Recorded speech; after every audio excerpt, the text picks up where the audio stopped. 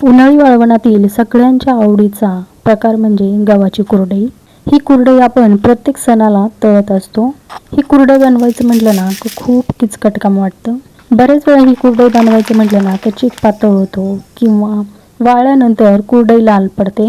आणि विशेष म्हणजे ही कुरडई तळल्यानंतर छान मस्त फुलासारखी फुलली जाते। या व्हिडिओमध्ये गहू भिजवण्यापासून ते अगदी कुरडई तळेपर्यंत डिटेल रेसिपी दाखवलेली आहे। तसेच कुरडई बनवताना ज्या बारीक सारीक टिप्स आहेत त्या सुद्धा या व्हिडिओमध्ये सांगितलेल्या आहेत। त्यामुळे व्हिडिओ कुठेही स्किप न करता शेवटपर्यंत पहा, म्हणजे तुमची सुद्धा कुरडई अशी छान तयार होईल।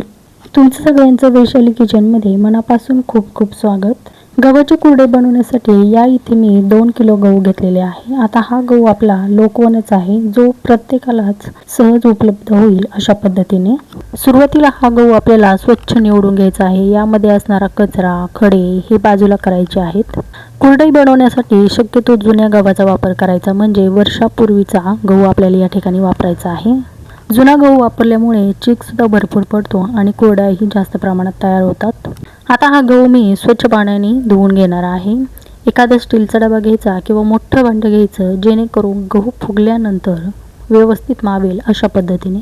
हा गहू आपल्याला कमीत कमी 2-3 पाण्याने स्वच्छ धुवून घ्यायचा आहे। गहू छान चोळून धुतल्यामुळे या गव्हाला जी चिटकलेली माती, धूळ, कचरा हा सगळा पूर्णतः निघून जातो। आता या ठिकाणी गहू स्वच्छ धुतलेले आहे। यामध्ये भरपूर असं आपल्याला पाणी घालायचं आहे। पाणी घालत असताना कमीत कमी गहू पुडेल आणि त्यावर गव्हाच्या दुप्पट तिप्पट पाणी राहील अशा पद्धतीने आपल्याला पाण्याचा वापर करायचा आहे। या गव्हातील रोज पाणी आपल्याला बदलायचं, पुन्हा नवीन पाणी आपल्याला घालायचं आहे। असं आपल्याला कमीत कमी 4 दिवस करायचं आहे। आता या ठिकाणी मी तुम्हाला चौथ्या दिवशी गहू दाखवत आहे। या ठिकाणी आपला गहू छान भिजलेला आहे। अगदी बोटावर दाणा दाबला की पटकन त्यातील चीक बाहेर येतो अशा पद्धतीचा गहू आपल्याला भिजवून घ्यायचा आहे। हा गहू जर सोमवारी सकाळी भिजत घातला तर सोमवार 1, मंगळवार 2, बुधवार 3 आणि गुरुवारी 4, म्हणजे गुरुवारी संध्याकाळी हा गहू आपल्याला दळायचा आहे।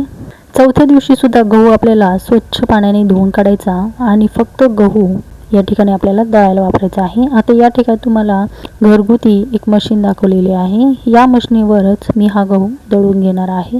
आता बऱ्याच ठिकाणी गहू दळायच्या मशीनी निघालेल्या आहेत, त्यामुळे घरगुती मशीनीवरच बरेच जण गहू दळून आणतात। हा गहू मी घरीच दळून घेतलेला आहे। जर तुम्हाला या दोन्ही गोष्टी उपलब्ध नसतील तर तुम्ही घरीच मिक्सरच्या भांड्यामध्ये थोडे थोडे गहू घालून मिक्सरवर पल्स मोड करून हा गहू तुम्ही दळून घेऊ शकता। या ठिकाणी मी सर्व गहू बारीक दळून घेतलेला आहे। खूप बारीकही नाही दळायचा आणि खूप मोठाही ठेवायचा नाही अशा पद्धतीने।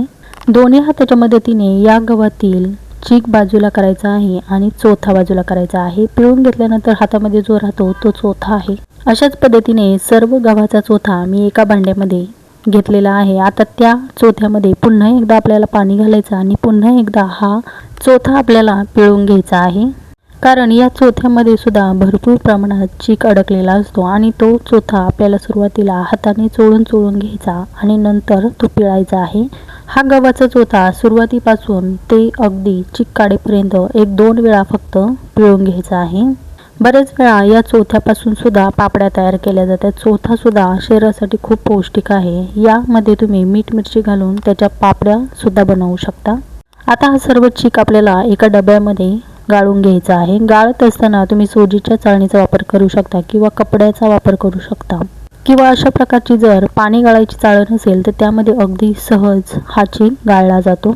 अशा प्रकारच्या चाळणीचा वापर करून जर चीक गाळला तर सर्व चोथा हा चाळणीमध्ये अडकला जातो। तर अशा पद्धतीने सर्व चीक या ठिकाणी मी गाळून घेणार आहे। हा चीक गाळत असताना सुरुवातीला फक्त मी एका चाळणीचा वापर केलेला आहे आणि एकदाच हा चीक गाळून घेणार आहे।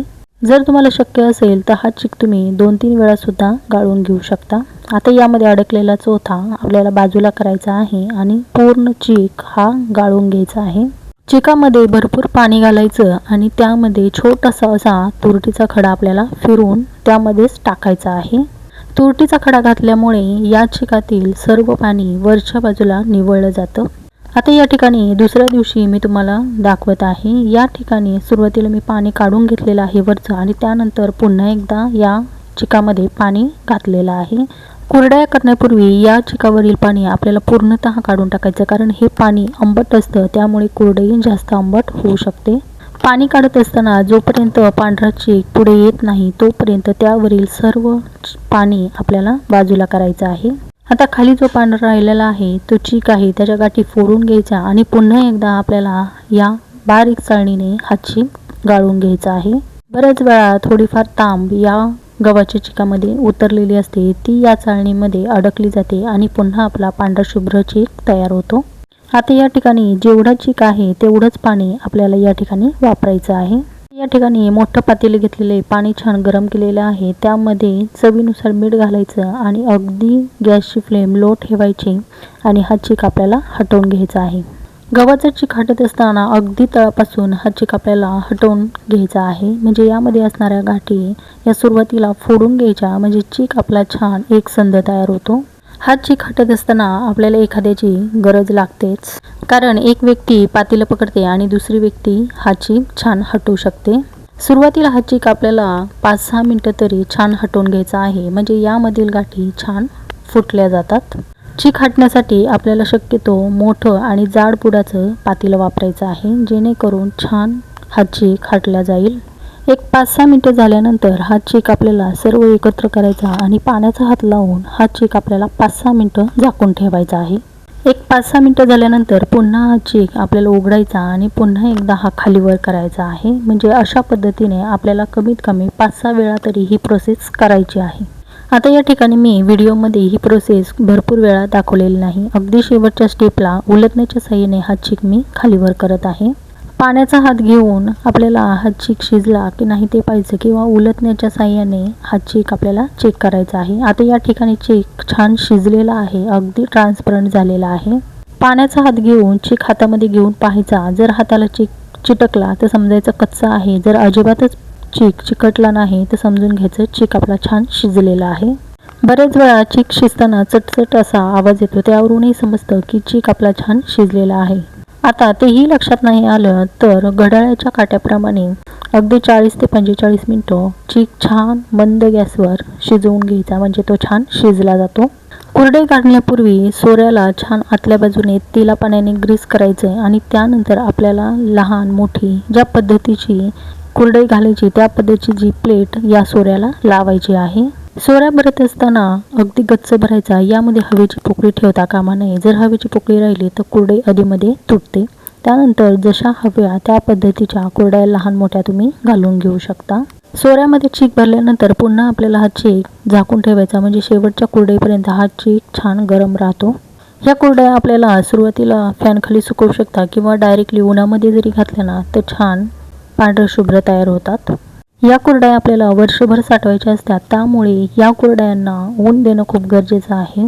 अगदी कडकडीत उन्हामध्ये 1-2 दिवस छान सुकवायच्या, कॅरीबॅगमध्ये भरायच्या आणि हवाबंद डब्यामध्ये ठेवल्या ना आहे तशा छान वर्षभर टिकतात. 2 किलोच्या गव्हामध्ये साधारणपणे 70 ते 75 कुरडे अगदी आरामात तयार होते. आता या ठिकाणी तुम्ही पाहू शकता मस्त माझ्या कुरड्या तयार झालेल्या आहे आणि छान कडक सुकलेल्या देखील आहेत. कुरड्या छान सुकलेल्या आहेत, त्यामुळे तळून देखील पाहूया. कुठलाही पदार्थ तेलामध्ये तळत असताना तेल छान कडकडीत गरम करायचं आणि त्यानंतर तो पदार्थ त्यामध्ये सोडायचा आहे. आता या ठिकाणी तुम्ही पाहू शकता कुरडई छान मस्त फुगलेली आहे, मस्त खुसखुशीत कुरकुरीत तयार होते. या ठिकाणी जर पाहताल कुरडई केवढी आहे आणि तळल्यानंतर ती छान दुप्पट तिप्पट फुलली जाते.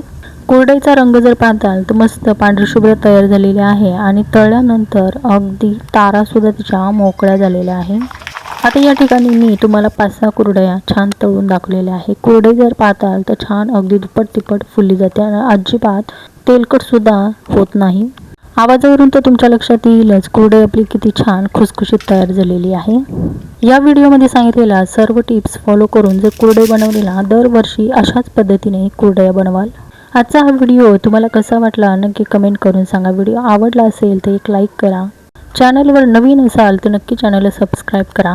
पुन्हा भेटूया अशी छानशी रेसिपी घेऊन. तोपर्यंत धन्यवाद.